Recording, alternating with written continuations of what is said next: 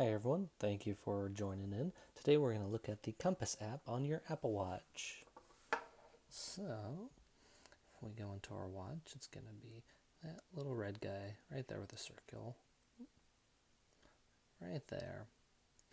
So it has your north, south, east, west, everything you expect from a compass, but it also has a couple other cool features on it. If you look right here, it has your elevation.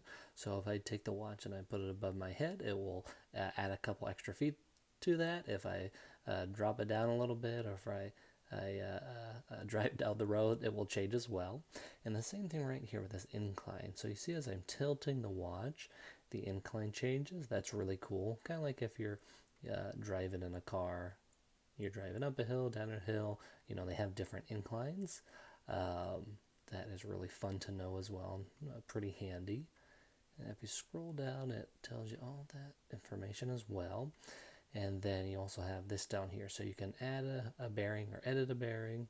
So we're gonna go ahead and cancel that out. We're gonna clear it, and then so we're gonna add a bearing. So you see a little white tab there. So done. So it has my bearing already set. So if you notice, if I turn the watch and it gets away from that bearing, it'll be red. So it kind of gives you that path back to, what your bearing was, which is very handy, especially if you want to make sure you're staying on course. Cool. Hope this video helped. Don't forget to like and subscribe to support the channel. Have a great day.